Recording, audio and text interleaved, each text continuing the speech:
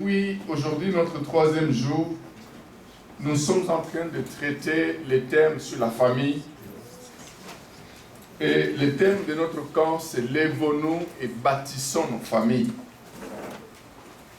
Et depuis le début, nous nous sommes dit, quand on se dit lèvons-nous et bâtissons, parce qu'il y a aussi une voix contraire qui dit lèvons-nous et détruisons. Et nous pouvons facilement écouter cette voix, et la famille qui est réellement une institution divine que Dieu lui-même a créée, nous pouvons facilement écouter Dieu continuer à nous parler. Nous pensons bien faire, mais nous sommes en train de détruire. Amen. Amen. Nous avions commencé à dire, frères et sœurs, que la famille, ce n'est pas une invention américaine, canadienne, africaine. C'est une invention de Dieu lui-même. C'est lui qui a fait les constats, qui a vu qu'il n'était pas possible pour l'homme d'être seul, qui a créé une aide semblable, qui a mis cette aide à côté de l'homme et qui lui a donné la possibilité d'être béni, d'avoir des enfants, de constituer la famille. Et c'est Dieu, c'est l'initiative de Dieu. Aujourd'hui, nous sommes en train de chercher à détruire la famille avec les traditions. Avec les traditions, nous voulons vivre la famille comme les Canadiens vivent, comme les Américains vivent, comme les Africains vivent. Chacun à sa manière. C'est pour cela que quand nous nous réunissons comme ça, nous voudrons retourner une fois à la parole. Quand nous retournons à la parole, beaucoup de gens disent que c'est mauvais de se marier. C'est ce que les hommes disent. Mais qu'est-ce que Dieu dit? Dieu dit, il n'est pas bon que l'homme soit seul. Ça signifie, c'est très bon que l'homme reçoive une aide.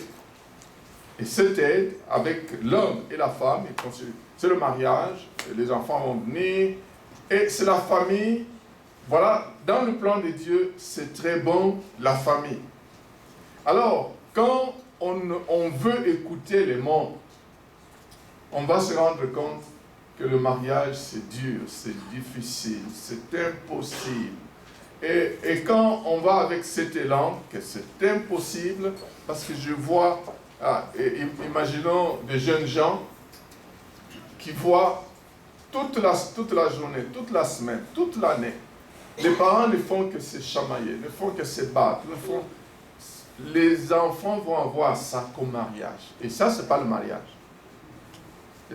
Jeunes gens, si vous avez vu les parents tout le long de votre vie, en train de se battre, en train de se chamailler, en train de se cacher de l'argent, en train de faire des choses, sachez que cela, ce n'est pas le mariage. Cela, c'est un terrain de jeu pour le diable. Amen. Amen. Donc, nous sommes en train, des fois, nous avons écouté des choses difficiles, les 2 jours passés, et mais c'est ça retourner à la parole. C'est ça retourner à la parole. Nous avons commencé par montrer que la famille, ça ne vient pas des hommes. Et nous avons dit la famille, ce n'est pas pour les enfants. Si vous êtes encore enfant, restez chez vos parents. Mais quand vous quittez les parents pour aller constituer une famille, ce n'est pas chaque jour téléphoner à papa. Papa, ici, ça ne va pas. Téléphoner à maman. Maman, ici, ça ne va pas. Il faudra que les parents qui sont dans la salle disent à leurs enfants, quand tu t'es marié, le mariage, c'est pour les adultes. Ce n'est pas pour les enfants. Parce que les enfants doivent rester sous la domination, sous l'autorité, sous la gestion des parents. Alors les parents qui ont toujours l'habitude de téléphoner chez les enfants, qu'est-ce que tu fais? Pourquoi ton mari fait ça et toi tu ne réagis pas? Donnez des conseils, sachez que quand les enfants se marient, ils sont adultes. Ils sont adultes. La deuxième journée, nous avons vu, surtout dans la première journée, nous avons vu qu'il y a 3 institutions que Dieu a créées sur la terre. La première, c'est la famille. C'est Dieu qui a créé la famille. La deuxième institution, c'est l'Église. L'Église, c'est une institution divine, créée, établie par Dieu, pour le bien-être, en fait, de l'homme. Et la troisième institution, c'est la société. C'est l'ensemble de toute la population qui devient, en fait, la société. Alors nous avions dit, quand il y a un ça ne va pas dans le monde, quelque part, vous pouvez imaginer un ça ne va pas quelque part, que ce soit en Palestine, que ce soit en Amérique, où on a l'habitude de tuer les enfants dans les écoles, que ce soit n'importe où. L'origine, ça vient de la famille. Quand il y a un ça ne va pas dans la société, quels que soient les mots que ça crée, l'origine, c'est la famille. Voilà pourquoi, dès le départ, le diable, connaissant cela, a commencé par attaquer la famille. La première famille a été la cible du diable, et elle a cédé aux astuces, aux mensonges du diable. Et les mêmes astuces continuent jusqu'à aujourd'hui. La deuxième journée, nous nous sommes attardés sur les fondements. Et ces fondements, quand les fondements sont mauvais, tout ce que vous pouvez bâtir dessus, ça va s'écrouler un jour. Et nous avons cité beaucoup de fondements mauvais. Le mariage entre deux personnes qui ne connaissent pas Dieu. Ça peut paraître vraiment très, très, très beau. Mais après, vous allez voir, ça peut s'écrouler pour un petit rien, pour rien du tout. Le mariage entre le chrétien et le païen, ou un semblant chrétien, ou une semblante chrétienne. Et ça, c'est plein dans les églises. Les fondements, ça c'est un fondement déjà mauvais. Et nous avons conseillé aux jeunes gens qu'il ne faut jamais épouser une personne qui ne connaît pas le Seigneur. Si vous voulez vivre le paradis sur la terre, il ne faut jamais, même si les parents vous poussent. Et nous avons écouté le témoignage dans ce sens pour que nous puissions voir le mariage, il faut le préparer avant. Pardon.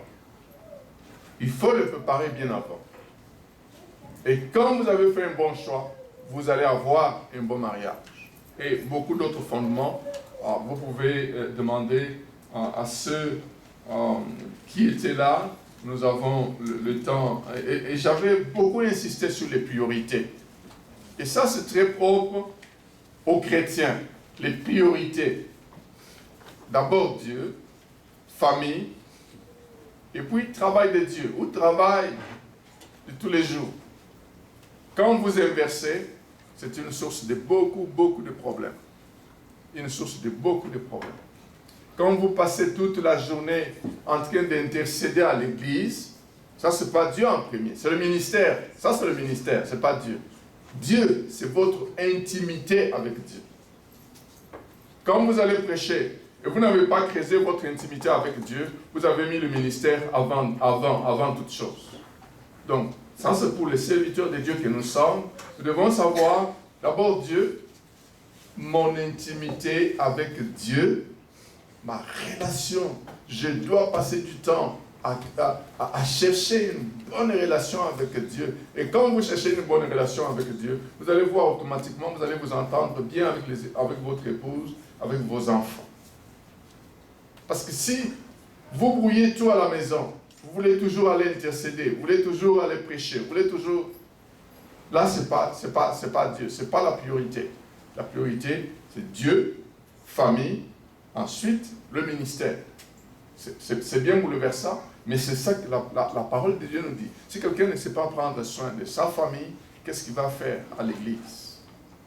Qu'est-ce qu'il va faire à l'église? Et quelque chose d'autre que j'ai beaucoup insisté, ça c'est dans le principe. Nous avons parlé du principe de la sémence. Nous devons apprendre à s'aimer. Ce qu'on sème, c'est ce qu'on récolte. Et quand tout le temps on sème les injures, on sème les attitudes, on prend l'habitude de s'aimer, de se taire. Je ne veux plus parler dans cette maison. C'est une sémence. Et qu'est-ce que vous allez récolter? Ce que vous allez récolter, c'est la destruction de la famille. devons apprendre à s'aimer les bonnes choses, les bonnes paroles. Et quand vous connaissez les Écritures, apprenons à prononcer des bonnes paroles sur les enfants, sur l'épouse, sur le mari. On prononce des paroles. Et ces paroles, même si on n'a pas encore vu les résultats aujourd'hui, les résultats viendront. Parce que c'est la loi de la sémence et de la récolte. La nudité, le principe de nudité. Et ça manque beaucoup dans l'Église. Quand Adam et Ève ont été créés, ils étaient nus. Ils n'avaient pas honte l'un et l'autre. Le premier mariage, voilà comment il était. Aujourd'hui, le principe de nudité n'existe plus dans les familles, dans les foyers. On se cache tout. On se cache le compte en banque, on se cache... on peut avoir acheté... Je connais une famille, la femme achète une parcelle pour ses parents, achète des parcelles. L'homme n'est même pas au courant. Ce n'est pas son problème. Ça, ce n'est pas le mariage. Nous sommes en train de parler du mariage suivant le plan de Dieu entre l'homme et la femme. Pas entre femme et femme. Pas homme et homme. C'est entre l'homme et la femme. Mais quand ils connaissent Dieu, ils constituent en fait le paradis sur la terre. L'homme et la femme qui connaissent Dieu, ils constituent le paradis sur la terre. Le principe de nudité doit nous aider vraiment à progresser. Je ne dois pas avoir des choses que mon épouse ne connaît pas. Non, si nous avons cela, nous avons encore une brique à chercher pour réellement que les choses changent chez nous. Ça, c'est un camp de restauration, c'est un camp de défis. Nous devons prendre les défis. Qu'est-ce que je peux faire réellement pour réellement que ma famille change? Nous sommes des bâtisseurs, nous sommes venus ici pour bâtir. Frères et sœurs, aujourd'hui, nous allons parler de la famille qui est le champ de bataille. Et nous avions vu, quand nous avions parlé des raisons, la raison d'être des familles, la quatrième raison d'être d'une famille sur cette terre, c'est pour détruire les œuvres de ténèbres. Ça, c'est une des raisons d'être de la famille. Des œuvres de ténèbres dans ma propre famille, des œuvres de ténèbres dans mon quartier, des œuvres de ténèbres dans mon pays, pourquoi pas les œuvres de ténèbres dans le monde. Et c'est dans la famille que ça doit partir. C'est une des raisons que la famille existe. C'est pourquoi Dieu, en créant, en parlant au serpent, en symbolisant en fait l'action du diable, et disait au serpent, ta tête sera écrasée par le fils de la femme que tu as trompé. Ça, c'était pour montrer combien les œuvres de ténèbres seront écrasées dans la famille. Et quand on ne prend pas conscience de cela, on va vivre dans la famille comme si tout va bien. On ne sait pas que la famille, c'est un champ de bataille. Dès la toute première famille, c'était un champ de bataille. Et quand ils ont cédé à l'ennemi, la conséquence a été néfaste pour toute l'humanité entière jusqu'à aujourd'hui. Et les familles, restaurant Jésus-Christ, nous devons prendre conscience que la famille, c'est le champ de bataille. Sa stratégie, c'est d'abord attaquer la famille. Quand l'ennemi a su maîtriser la famille, il rend l'Église faible. Quand il rend l'Église faible, il rend toute la société faible. Voilà pourquoi 1 Jean 5, le verset 19 nous dit « Le monde entier gît sous la puissance du malin. » Nous devons le savoir en tant que membres de famille. Le monde entier gît sous la puissance du malin. Et le malin, Pierre nous dit, 1 Pierre 5, 8, qu'il rôde comme un lion rugissant, cherchant qui dévorer, cherchant quelle famille peut être vraiment dans ses filets. Il rôde. Vous pensez, vous dormez, mais lui il ne fait que rôder pour entendre quelles sont les paroles qu'il prononce, quelles sont les intentions qu'il présente, quelles sont ceci, quelles sont cela. Lui, il ne fait que rôder et son but, c'est vraiment détruire. Et notre verset clé que nous avons cité tous les jours, Osée 4, 6, mon peuple périt parce qu'il lui manque la connaissance.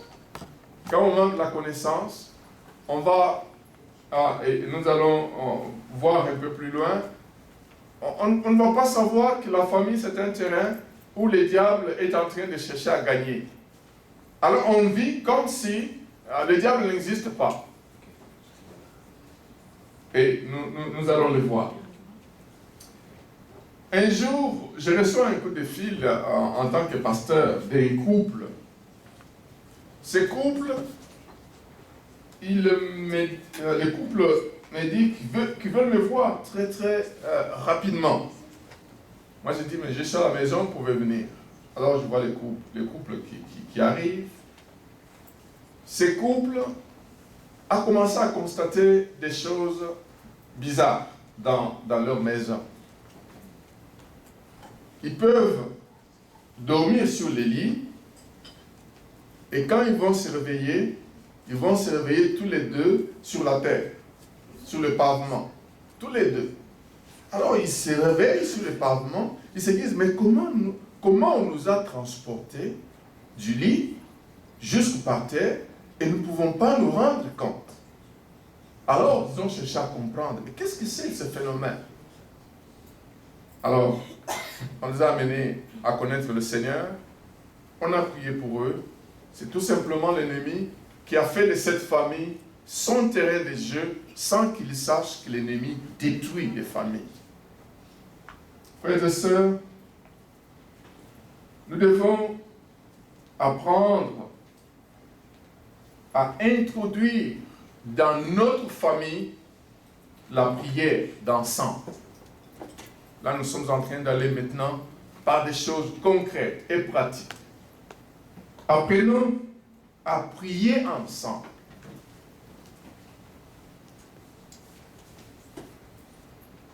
Nous allons peut-être écouter cela demain dans le témoignage. Parmi les témoignages, nous avons écouté un merveilleux couple témoigner, nous avons écouté un papa témoigner, nous avons écouté un enfant témoigner, demain nous allons écouter une dame témoigner. La prière, c'est une des briques que le Seigneur donne à la famille pour éliminer beaucoup de problèmes. Et je dirais même que la prière, c'est le médicament de la famille.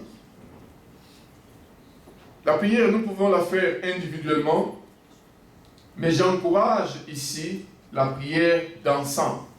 Alors là, j'aimerais que nous puissions lire Matthieu 18 pour que nous puissions voir la force qu'il y a quand nous nous mettons ensemble dans la famille, nous prions ensemble, comment le Seigneur peut être honoré et qu'est-ce que le Seigneur peut faire quand nous avons compris le secret. Matthieu 18, le verset 19 et 20. En vérité, je vous dis encore, que si deux d'entre vous s'accordent sur la terre pour demander quoi que ce soit, cela leur sera donné par mon Père qui est dans les cieux. Et le verset 20, car là où deux ou trois sont assemblés en mon nom, je suis au milieu d'eux. Imaginons que chaque jour, papa, maman, enfants, tous ensemble, nous appelons Dieu dans notre maison. Et quand nous appelons Dieu dans notre maison, ce qui arrive, c'est que je ne vais pas prier quand j'ai parlé du mal à mon épouse, à mes enfants, sans que je leur demande pardon. Je leur demande pardon, nous nous mettons ensemble, nous nous accordons. Ça, c'est une force que les familles ignorent. Une force que le diable sait que si je les tiens divisés, séparés, je les ai déjà obtenus, je les ai déjà gagnés. Apprenons, frères et sœurs, à introduire la famille, la prière plutôt, d'ensemble dans la maison. Nous allons dire, mais nous sommes tous occupés, papa pas au travail, maman pas au travail, les enfants pas. Nous devons nous fixer une heure où nous devons tous ensemble nous fixer, nous devons nous mettre, même si nous commençons par 10 minutes, 15 minutes, 30 minutes, d'ensemble, nous prions ensemble, nous regardons qu'est-ce que nous avons fait ensemble qui n'a pas été, qui n'encourage pas le Seigneur. Nous le faisons ensemble et nous sommes en train de créer une force que Dieu peut permettre de faire avancer la famille pour sa gloire. Amen. Amen. Dans notre famille, nous avions commencé à prier ensemble avant que les enfants viennent à 19h. Chaque 19h, nous devons ensemble prier. Ensemble. Et tous les jours, ensemble. Quand les enfants sont venus, ils nous ont trouvés dans cette ambiance. À 19h, tous ensemble. Nous devons nous retrouver tous ensemble. S'il y a eu des tensions pendant la journée, ça ne manque pas dans la famille. Tel enfant demande pardon à tel, le papa demande pardon à tel, la maman demande pardon à tel. La journée, elle se termine par la prière d'ensemble. Et quand vous allez dormir, vous êtes sous la protection divine. Un serviteur de Dieu disait qu'une maison sans la prière d'ensemble, c'est comme une famille sans la prière d'ensemble. C'est comme une maison sans toit. Il n'y a pas de toit. Il n'y a pas de protection. Parce que nous n'avons pas appris à rester ensemble pour réellement sceller la maison, couvrir les toits du sang du Seigneur. Nous n'avons pas fait cela ensemble. On a prié d'ensemble. Et maintenant, quand les fumesses est arrivé, nous ne pouvions plus prier ensemble parce que chez nous, en Alberta, à 19h, c'est le moment que nous méditons ensemble. Et nous avons reculé la prière d'ensemble à 21h. Et que nous soyons là, que nous ne soyons pas là, les enfants seuls qui sont restés, à 21h, quand on les appelle, on sait qu'ils sont dans la prière. Amen. Amen. Donc ça, c'est quelque chose, frères et sœurs, nous allons peut-être dire, est-ce que c'est possible? C'est possible. Si nous avons compris l'utilité de la prière, si nous avons compris notre maison, notre famille, c'est un champ de bataille. Ça dépend de quel côté nous nous penchons. Si nous aimerions nous pencher du côté de Dieu, nous devons introduire la prière dans la maison. L'homme et la femme et les enfants qui prient ensemble, d'une façon avec les statistiques. Ceux qui ne prient pas ensemble, plus de 80%, ce sont des familles à problème. Mais ceux qui prient ensemble, ils savent régler les problèmes jour après jour. Les problèmes ne s'accumulent pas.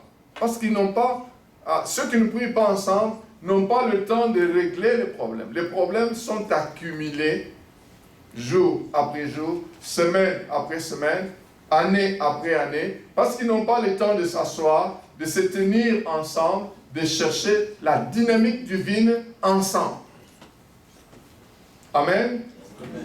J'aimerais que dans ce camp de restauration de la famille, que ce soit un défi dans chaque famille, pour dire, nous avons écouté la parole. Qu'est-ce que nous pouvons faire pour instaurer la prière dans la maison? Et ça, c'est l'autorité du mari qui doit instaurer cela, les chefs de famille. Et nous allons le voir un peu plus loin. C'est la prière en famille, d'ensemble, c'est le moment où on doit expérimenter le pardon mutuel. C'est vrai qu'il ne faut pas attendre pour demander pardon à son épouse ou demander pardon aux enfants, d'attendre la prière du soir. Pendant que Dieu nous conduit, le Saint-Esprit nous conduit, nous pouvons avoir fait quelque chose, on se rappelle, on demande pardon. Mais le moment de la prière ensemble, c'est un moment très très important. Parce qu'on se rappelle, mais comment je vais me présenter devant le Seigneur sale, sans que j'aie demandé pardon, sans que j'aie réglé telle situation. Et les situations sont réglées en ce moment-là, du jour au jour. Voilà pourquoi la prière d'ensemble, c'est un médicament pour les familles. Un médicament pour les familles. La prière ensemble. Il n'est pas tard de commencer. Et les jeunes gens, quand vous vous mariez, il faut instaurer cela dès le départ. Nous devons prier ensemble. Vous devez en parler pendant les fiançailles. Nous devons apprendre à prier ensemble dans la famille. C'est une brique très importante. La prière d'ensemble, certains serviteurs de Dieu disent que c'est vraiment comme du ciment pour réellement mettre du ciment là où il y a des fissures. Mettre du ciment quand on apprend à prier ensemble. C'est le moment de la formation aussi. Les Écritures nous disent que nous devons apprendre à enseigner à nos enfants. Si nous n'avons pas ces moments, comment nous allons les enseigner? C'est le moment où les problèmes de la vie sont placés sur la table. C'est le moment où tout ce qui dérange les enfants sont placés sur la table. Nous prions pour cela. Tout ce qui dérange la vie de la famille, c'est placé sur la table. Et nous remettons cela au Seigneur. Et c'est le moment où les parents prononcent les paroles de bénédiction sur la vie des enfants. Qu'ils soient présents ou pas. C'est ce moment-là qu'il faut profiter. La prière d'ensemble.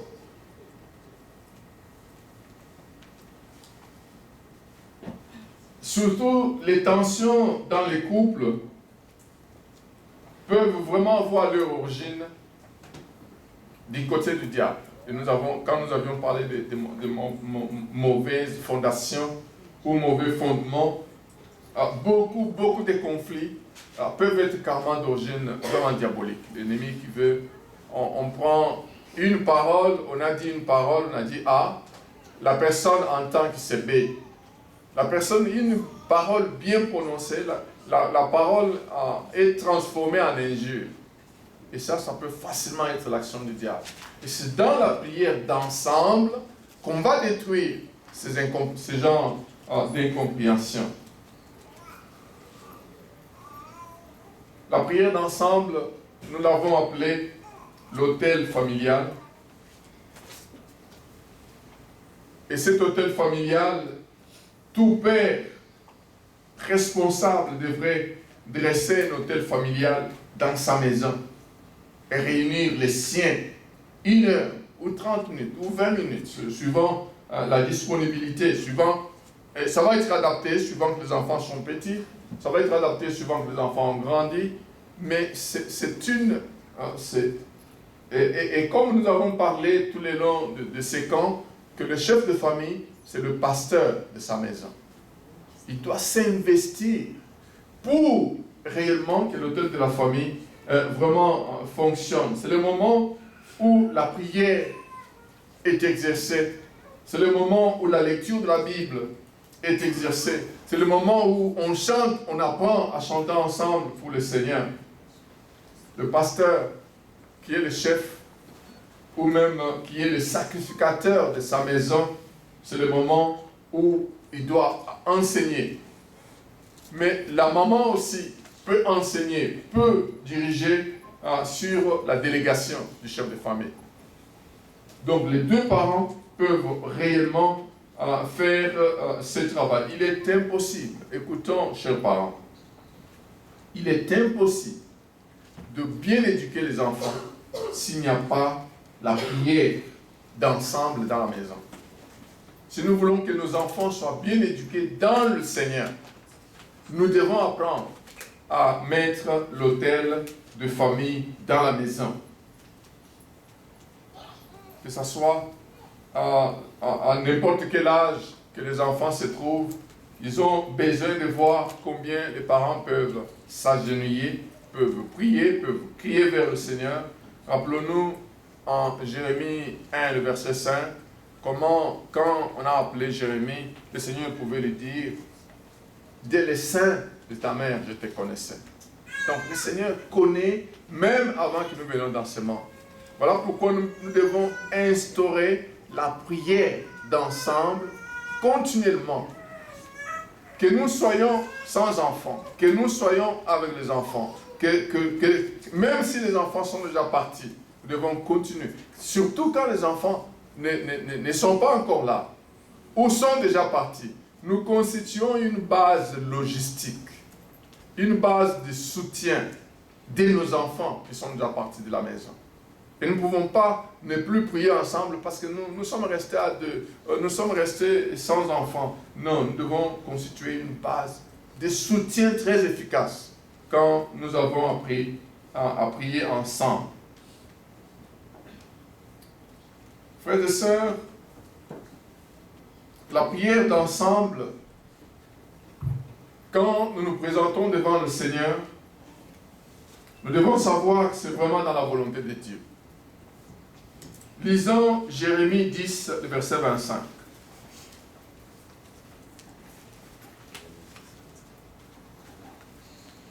Jérémie 10, le verset 25.